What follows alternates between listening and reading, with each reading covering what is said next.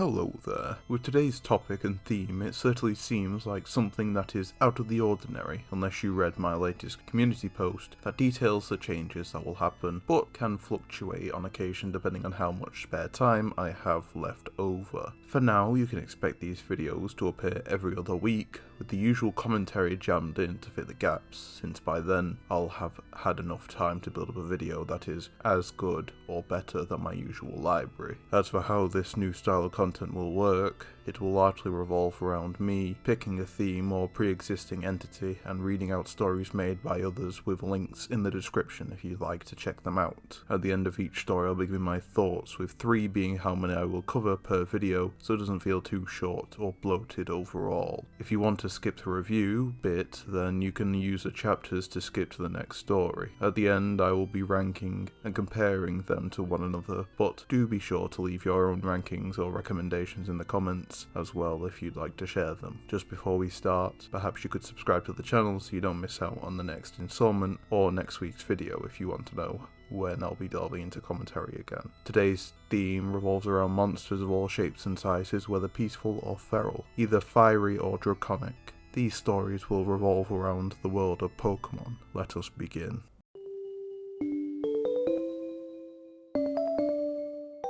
December 2nd.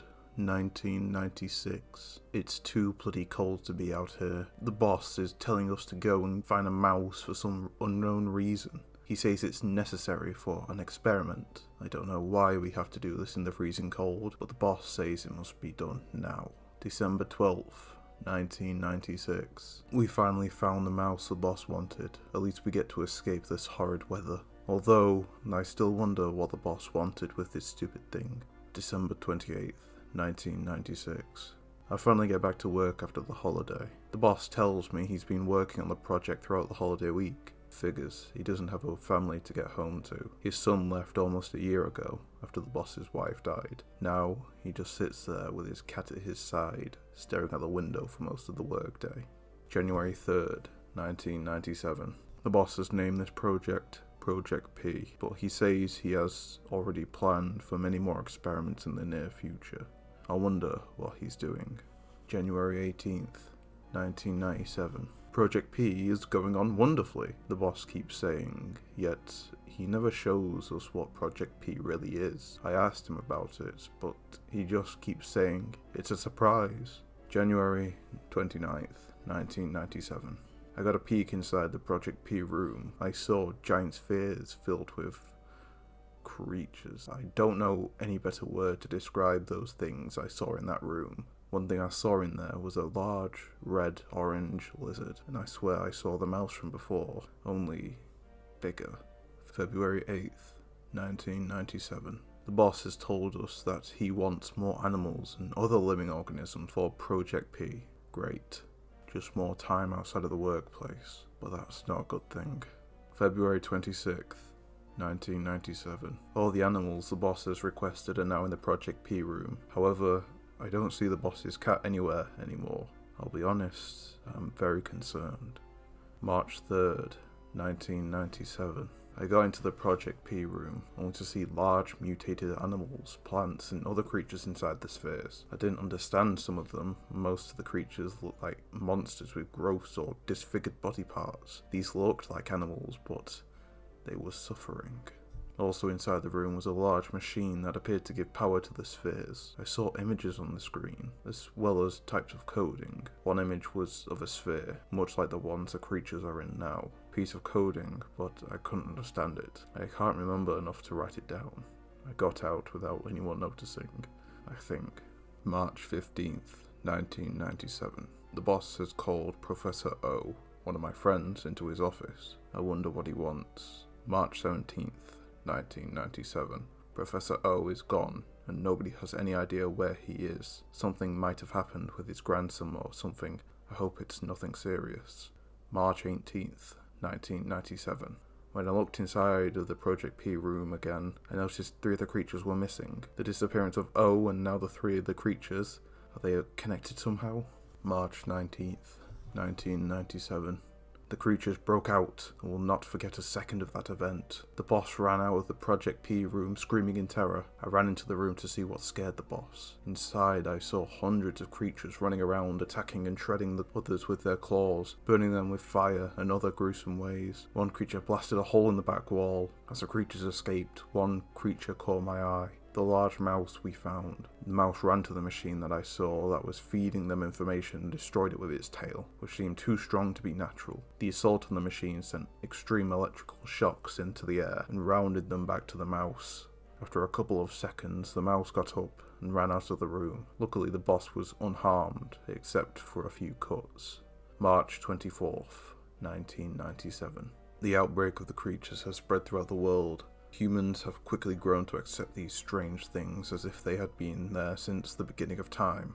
The boss has told us to get back at least some of the creatures that have escaped from the base. Meanwhile, we are trying to get the sphere-shaped object that allows for the retrieval of one of those monstrous beings. Most of the world already owns these capturing tools. As we stand hand in hand, we shall go and obtain the creatures that have escaped the possession of our boss. With these R's on our chest, we shall not fail our boss. Professor O contacted me, saying he just gave one of the creatures to a boy. He said he was a bit of a fuss, but he got them both to settle eventually. I felt so bad telling him the three were gone, O said to me, but it was so nice to see his face when I gave him the newest one and said to him, "Its name is Pikachu." Looks like me and Jesse know who the next creature is that we're going to get. This story was rather unique in the way it seems to be a precursor to the animated series, since it introduces characters like Giovanni or Professor Oak in a subtle way by not outright saying their names or dropping them in front of us. It also is the first of its kind to explain a way as for how the Pokemon came to be, with it being through science instead of them naturally existing and developing as humans did. It certainly brings a breath of fresh air to the usual gore or shock horror stories that exist in the same space, and being able to pivot away from the usual cliches is rather good as well, since it becomes harder to predict what is to happen next in the story. Being able to explain how the creation of Pokemon works is certainly fascinating when you consider it from a storytelling perspective, with the science route usually allowing for more gritty and scary details to be slotted in, compared to the alternative of them just existing. That being said, I did find some aspects to be forced in for the sake of looping characters through, such as James knowing Professor Oak and being friends with him to the point they communicate often. The creation of Pokemon doesn't account for the inanimate objects or ghosts, really, since they were all mutated from animals, so those such as Grimer, Geodude or Magnemite wouldn't exist. Even still, the technological aspect seems pretty rushed too, since the outbreak happens with Pokeballs coming into existence no more than 5 days later, which is ludicrously quick, considering what would likely need to be done regarding designs, testing or otherwise. Perhaps had there been a time jump from the outbreak to the next entry, then it wouldn't be as jarring and would make sense, since people would begin to understand exactly what these creatures are. People seemingly being okay with Pokemon just roaming and pretending they existed from the start seems ridiculous as well, since if a Triceratops was revived and set loose, we as humans wouldn't accept it into the world all too nicely.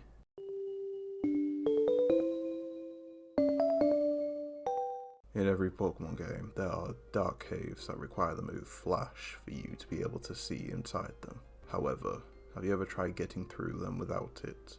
I have discovered this trick on Pokemon Gold and have since tried it on every Pokemon game I own. It works on them all, even previous generations' red, blue, green and yellow games. You must be in a dark cave or anywhere they would use Flash, walk around, fight Pokemon in the dark, bump into trainers and just keep wandering in the dark, because eventually you will find a ladder that is not on the map. Climb down. The screen will go black as you hear the going downstairs sound, but it will play 4 times as if you just gone down 4 floors. A text box will appear on the black screen saying simply, "Where do you think you are?" The music is distorted for a few seconds and the screen goes glitchy. Sometimes you might hear a thud noise as if you would have walked into a wall, or a distorted Pokemon cry that sounds like a scream. Then you'll be able to see. In the older versions of the game, it simply looked like you'd found a new area that wasn't on the map. In newer versions, you can tell something is wrong because everything is in black and white. You'll be in a big empty room. The 4 walls all have something written on them. usually your player name and the time, or the names of your Pokemon. You can walk through one of the walls, which one depends on the game. If I remember correctly, it's north wall in diamond, and the left in yellow, and so on. When you go through the wall, you'll be back in the overworld outside the cave. However, everything will be in black and white still. The music will be lower and slower, and occasionally it jumps. Trying to talk to people now is useless, and you can't interact with them anymore. Pokemon Yellow, the Pikachu that follows you around is now the sprite of a ghost from Lavender Town. If you check your Pokemon, they will all be there. Same stats, same nicknames, same moves, but all their icons are replaced by the ghost sprite. If you go into the grass and find wild Pokemon, they will almost immediately run away or flee from you.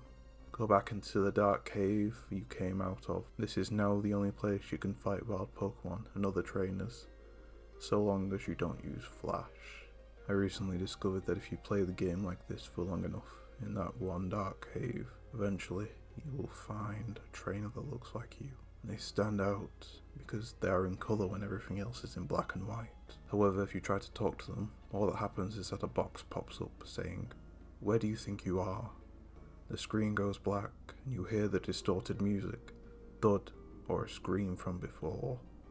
In concept, it was interesting, but in execution, it has fallen flat. At the least, the premise is cool as it covers a mechanic that was largely forgotten about after Generation 5 passed. Using the setup of just walking around through a dark cave was cleverly used since a majority of lazier players, or those that don't want to waste a move slot with Flash, would likely relate to this, feeling a slight shiver knowing they could have accidentally stumbled across this had they been careless or explored some more. The author mentions how the character goes down a couple of floors when they reach the specific part of the cave, which could also be seen as the character falling down a hole rather than descending using the usual methods. At least this would explain why they hear a thud or the sound of a glitched Pokemon cry, since they likely killed their Pokemon from the ball being crushed with them inside. With the positives aside, the negatives certainly feel a lot more prominent when reading. Using the death for the sake of it being scary doesn't really work, especially when used offhandedly in these stories anymore, because it carries no weight unless done in an impactful manner, and with how this guy is recounting their story, it seems this isn't the first time he's tried it. With no emotional attachment to the character or understanding that this actually has any consequence, it more so fits into the cliche section when categorizing it down, since it follows the same tropes. You turn into a ghost. Your Pokemon turns into a ghost. The wild Pokemon instantly flee from the battle when you try and fight them. The world is now in black and white. I could go on, but I'm wasting my time pointing out the obvious here, since nothing new is tried with this story past the concept, which is disappointing.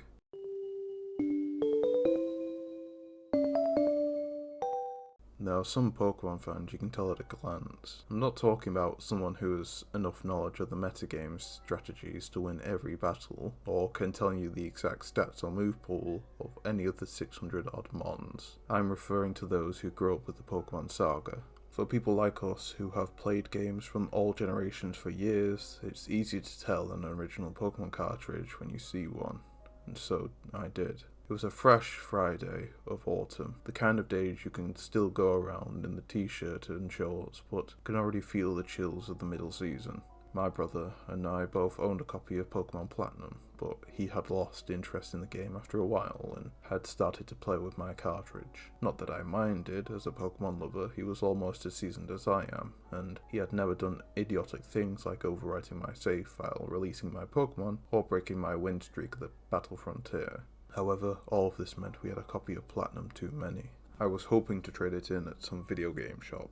I was just on my way there where I stumbled upon a group of kids playing with various Nintendo consoles. Brand new DS's mostly, but also a couple of old GBAs that were in surprisingly good condition. Interested, I took a peek at one of them and saw he was playing Pokemon Emerald. I quickly struck up a conversation. His name was Franco, and it was obvious that he totally was into Pokemon. He showed me his DS and Pokemon game collection. We chatted about Pokemon and other video games, had some battles, made a couple trades, and I hadn't noticed time was going by so fast until I noticed the sun was going to set soon. It was too late to make it to downtown before the shops closed, and since it was the weekend, I'd have to wait for 3 days before they opened again. Without thinking, I complained about it to myself. He must have heard me, because he said, "Actually, I'm missing Platinum version. Would you like to barter?" I didn't know what he had to offer, but I heard that sometimes you can find all kinds of rare stuff on Oblivious Kids. from rare trading cards to save files with promotional Pokémon in them. I considered his offer. He showed me a cartridge that made my heart skip a beat. The sticker was stained and partially peeled off, but the cartridge's translucent red colour and what little of it I could make out left no doubt. It was an original, honest-to-God Ruby cartridge. I examined it closely. The Nintendo logo, seal of quality, and everything else seemed in order. If not for that ruined sticker, you could have said it was in mint condition.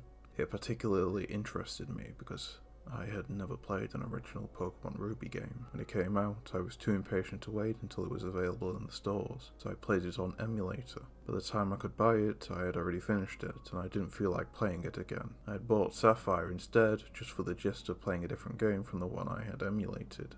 But I digress. We quickly sealed the deal, and I came back home with my new possession. I left it in my room and went to have dinner. I went back to my room. When I found the cartridge, I found a crudely drawn Groudon on the front, and the words Ruby version had been clumsily filled in with marker. My brother was just playing at his computer, playing dumb, with a crayon and marker still on the desk in front of him. Not too smart. But my revenge for his act of defacement would have to wait. I booted it up on my DS. Predictably enough, it had a saved game memorized. It was named, unsurprisingly, Franco. Had 7 badges and 80 or so hours of playtime. I selected the game and was treated to a completely white screen that blinded me for a second or so. Nothing else happened. I turned it off and turned it back on and selected a new game. The introductory screen with Professor Birch went out as smooth and normal as it could be. It must have been a glitch or so, I thought to myself. I played the save file again and I thought I could see something. Outlines of sprites, maybe a tree or two behind that white screen. I couldn't focus on them much because my eyes would hurt if I stared at it for more than a moment. I opened the menu and the team screen opened up as usual. I looked at his team. Nothing special. A Swallow, Blaziken, Lanoon and Sharpedo all in their 40s to 50s. Thinking perhaps the white was a glitchy fog effect, I tried moving around to see if I would end up in a different area. Nothing. Hoping that with the backlight I would have a better chance at seeing things, I took the cartridge out and put it in my GBA SP. Sure enough, it was easier to see. The screen was still bright, but at least I could make out my surroundings. I was just outside of Littleroot. Taken by a nostalgic feeling, I decided to visit the town, even though usually you don't have many reasons to do so. Perhaps a side effect of the bright screen, but everything looked a little off. The green colour of the grass and trees was slightly tended to yellow, even though the main character sprite and everything else seemed fine. A palette error, or such. I was starting to regret buying a game in such bad condition, which was sure to have its fair share of glitches and other problems, but it was still playable, so I went on. The music was a bit slower than I remember, and slightly off pitch. The character's movements also were slow and chunky, as if it was a PC game lagging from memory overload. It didn't trouble me that much. I knew I could expect all kinds of weird stuff from that old game. The NPCs that were walking around were slower, and when talked to they would sometimes cut the conversation short after a sentence or two. I went up to my room and found it full of decorations. Little rugs, a table, a chair, and dolls. It had obviously taken quite a lot of time furnishing it. Guessing I'd pick up where he left from, I had Swallow use Fly to get to the Sutopolis and get that last medal. But the Sutopolis area was greyed out. Franco must have quit the game just after busting Team Magma's hideout. He must have been pretty young when he played the game. Probably he didn't know how to reach it. I checked his Sharpedo and sure enough it didn't know dive even though he had the HM. I was pretty surprised to see that his team was now at half HP, except for Blaziken, which was at full HP. I shrugged and assumed I was just too distracted to notice before. Deciding to take the long route around, I headed to the Oldale first. I immediately entered the Pokémon Center, and the scene there was the oddest thing so far. There was a line of NPCs in front of the nurse's counter, and every few seconds, the first one on the line would exit the building, and another would join the queue. That was weird. In the whole emulated playthrough of Ruby, I had never seen such a scene. Franco had probably found out some secret event, or got a promo Pokemon that would trigger this. I felt excited. Even after all these years, there was something in a Pokemon game I had never seen. I still needed to heal my Pokemon though, so I had no choice but to join the queue and go along with them. When I finally reached the counter, I didn't even press A or anything. The nurse didn't say her usual welcome line, but just turned towards the Pokemon Center machine, placed the 4 Pokeballs in, and healed them. After giving them back, she simply said, "Next." I automatically moved to the left and down, out of the way. I tried to talk to the other NPCs in the queue, but got no response. He escalated to the second floor, wouldn't work. Checked the PC and looked at his boxes. As expected, all his Pokemon, except the team he had on himself, were at pretty much the same level at which he had caught them, which struck me as odd since he didn't even have a full team. Perhaps he was challenging himself. I went to the Pokemart. There was a queue there too, although shorter than the one at the Pokemon Center. The good selection wasn't the usual though. They were only selling Pokeballs and burn heals. The weirdest thing was that burn heals were incredibly expensive, at 1,500 yen each. Damn, I thought, someone tampered with the cartridge. Perhaps a Game Shark. As I went north and then east, I noticed the colour palette was acting funny again. Where normally there'd be green, there was a sickly greenish yellow, and the water was a dimmer colour as well. As I surfed through it, quite predictably I was attacked by wild Pokemon, mostly Wingull. What happened with the first battle caught me by surprise. The enemy Pokemon started the battle with about half HP, something I never thought possible in Pokemon. I sent out Sharpedo and noticed his HP wasn't at max, but slightly less. I couldn't think of any reason for that, even if he had somehow activated the so-called acid rain glitch, which caused continuous damage. I hadn't even ran into any battle up to there. I easily beat it with Crunch and went on. In the following battles, I noticed that even though I beat the wild Pokemon in one move without giving them a chance to attack, Sharpedo's health kept decreasing with each battle. I checked the team several times between battles, tried giving them healing items and berries, but their health kept slowly going down anyways. Even Blaziken, whom I thought immune to these mysterious health-sapping effects, was receiving damage, only at a much slower pace. For such an old game, it sure had its fair share of oddities. I realised that at that pace, I would have to bring a lot of potions with me and stop at any Pokemon Center I had the chance of visiting. That bothered me. I decided I would delete the save file eventually, as nothing was worth going on with such an unplayable save file. But first, I wanted to get to the bottom of that. I eventually passed by one of those soft soil spots. Those where you could plant berries. In it, there was a row of plants that their sprites weren't moving and were in monochrome. As I approached them and examined them, they disappeared and the text, "The Chesto berry crumbled to dust," appeared. Examining the soil again, it said the soil was too dry to plant anything. There was definitely something big going on, and apparently I was getting close to the source. I decided to get this over with and go straight to battle Wallace. I flew to Lily Cove and suddenly I realised what was going on. The eerie 4-note melody and periodic flashes on the screen were those of when Groudon is let loose by Team Magma. When that happened, I had gone straight to the Cave of Origins to battle it, and I had no idea it could affect the rest of the world. But it just raises questions after it sank in. Groudon was supposed to break loose after encountering it in the seafloor cave. How did Franco get there without dive? Or perhaps Groudon's drought could start threatening the world before even meeting it. Did it have to do with the game being left in that state for such a long time? From the game's point of view, the protagonist had seen the evil team depart on to awaken a legendary Pokemon, and instead of chasing after them, he did nothing, cowering away from his destiny, never resuming his voyage as a trainer. Was I witnessing the results of such negligence? I decided to find out. I quickly opened the menu and taught the HM to Sharpedo. Just as I was selecting it, I had a start. Swallow had fainted. Without even a message or a warning, it had lost all of its HP. Frustrated, I went to the Pokemon Center. The queue was much longer than the one in Oldale, so much so that it started outside of the building. It took me the good part of 15 minutes to have my team revived. I went to the shop to buy some revives and potions just in case. Another queue, and the shop's prices were outrageous. Pokeballs and battle items were at normal price, but healing items cost 5 times as much as I remembered. With little more than 50,000 yen and no valuables to sell, I was only able to afford 2 revives and a handful of potions.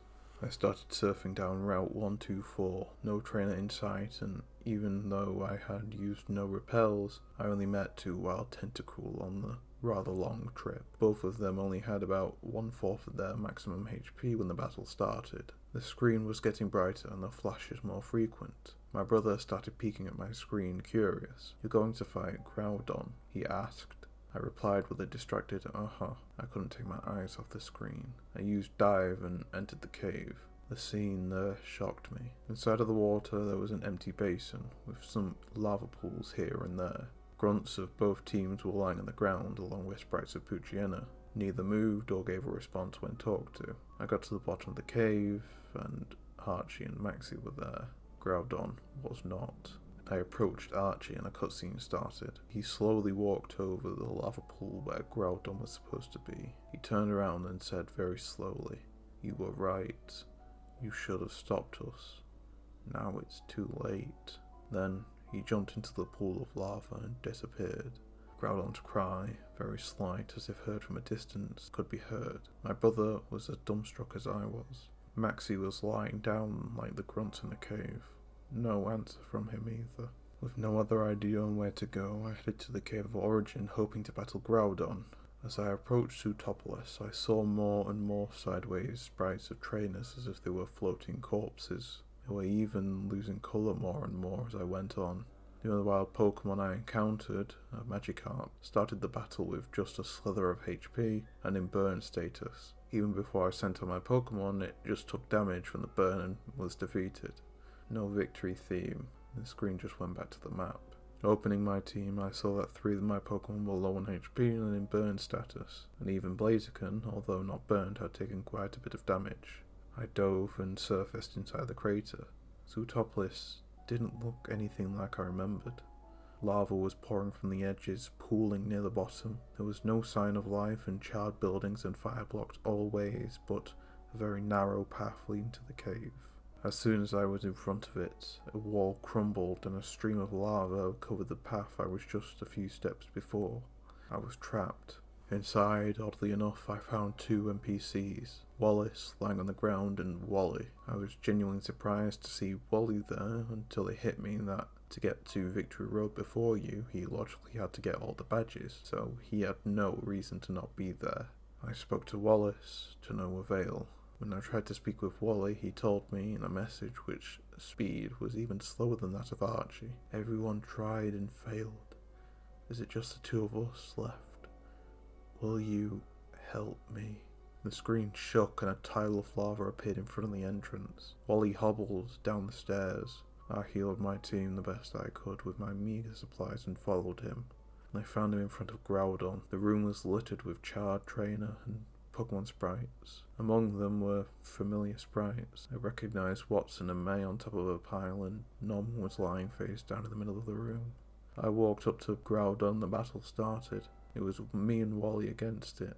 Bullshit, my brother cried from behind me. This game is fake. There were no team-up battles before Emerald. I ignored him and went on. Groudon was at full health and on level 90. The message, Groudon's Drought made the sun shine brightly, appeared as soon as the battle started. My sprite and Wally's flashed as if we were Pokemon taking damage. I felt something hot trickling down my fingers. I checked the back of the console. The crayon on the cartridge had melted. The cartridge itself had gotten almost too hot to touch, and the faint smell of burnt paper came from what was left of the sticker. We just couldn't find any logical reason for that. Curiosity got the better of me, and I started the battle. I sent out Sharpedo. Wally opened up with a level 40 Magneton. It made sense. It was close to the level of the one he had when encountered in Victory Road. It was severely weakened, like the wild Pokemon I had met. Groudon used Earthquake, leaving Sharpedo with little HP and knocking out Magneton in one hit. Sharpedo used Surf, but in spite of it being super effective, it only took out a small chunk of HP. The battle was extremely one-sided. It swept through my team easily, as well as Wally's Swablu, Delcatty and Gardevoir, even outnumbering it 2-1. The difference in level and weakened state of our teams were too much for a disadvantage. As soon as Gardevoir had fallen, Wally's sprite took its place. The same happened to me as soon as Swallow was knocked out. There were no HP bars or anything. There was nothing to do. Groudon automatically got the next turn and used Flamethrower on Wally, making him faint. I braced for whatever was about to come, but nothing could prepare me for what happened after. The screen flashed an orange-red tint, so bright I cried in pain as I instinctively closed my eyes. At the same time I felt a searing pain in my hand, forcing me to drop the console. It hit the ground and the cartridge popped right out. The plastic around the cartridge slot had practically melted. The cartridge itself was completely unharmed. My head felt heavy. I fell back on my bed and lost consciousness. When we woke up the morning after, my brother was dizzy and complained of a headache. I had gotten the worst of it. I had a blistering burn on my hand and something like a nasty sunburn on my face. Knowing I would have been called crazy if I told what had happened, I told my friends I had an accident whilst cooking a barbecue. It took 2 weeks for me to completely heal. Some days after, against better judgment, I decided to give that cartridge one last look. First of all, I deleted that damn save file. I sure felt relieved after I saw the only option was new game, but that only lasted until I selected the new game. There was no introduction, no speech from the professor, no prompt to name my character. The screen went directly to the initial scene of Lilyroot, with the van in front of the house, but there was no one. No characters, no NPCs. I couldn't open the menu. Trying to move around, just move the camera. Upon trying to leave the town, on any side I could see a white border on the other side, of which was a featureless grey land. Eventually, the map started zooming out. Somehow the town got smaller and smaller. I could see that it was not the actual Lilyroot, but a photo left in the middle of a patch of scorched ground. Then more things started to enter the field of view. A broken Pokeball, charred wood, rusty metal, stains of dried mud, and what I initially thought to be black and yellow pebbles, but soon found out were charred bones from a skeleton partially buried in the ash. I couldn't bear to see that anymore. I tore the cartridge out of the console. I tossed that cartridge in my closet, hoping to never see it again. I'm still friends with Franco, and I never mentioned the game to him at all, nor did he to me. He was oblivious to the fact that his ignorance and negligence had doomed a world, albeit a virtual one. A few months later, I looked in the closet for that cartridge again, but couldn't find it. Probably Mom had misplaced it when sorting through my clothes. Maybe I will never see it again. Perhaps that is for the best.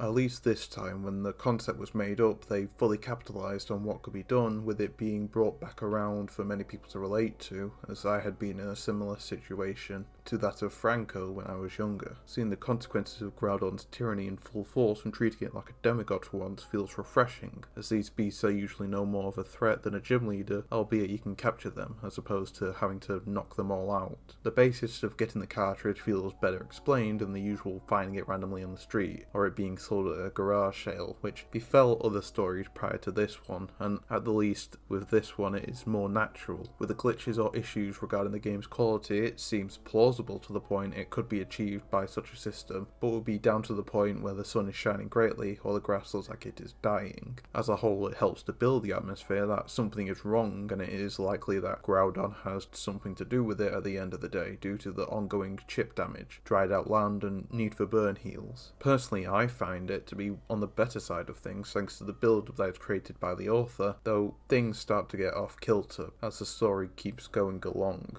The usage of death as a whole doesn't feel overly abused, but more so falling over the line of unnecessary thanks to the scene within Groudon's chamber, where the gym leaders had tried to beat the Pokemon prior with no such luck. At least prior, it helped set up the fact that the consequences were a lot more dire than originally expected, but considering it is supposed to be taking place on a cartridge, it feels like they're nudging towards that of a cursed one, instead where things happen for no explicable reason, or things happen that shouldn't be able to. Examples of such being the overheating of the cartridge, or the sprite being modified to look scorched by Groudon's flamethrower, with the issues being minor, though they can take you out of the experience as to how they were used. A nitpick I'd like to bring up would be the Archie cutscene, where he jumps into the lava, where I would have swapped it with Maxie, simply for the sake it would be more impactful for him to see what he had caused, since Archie would have likely stuck with his belief to flood the world after seeing this. As a whole, it is the smaller details that ruin this more than the actual plot set out to the audience.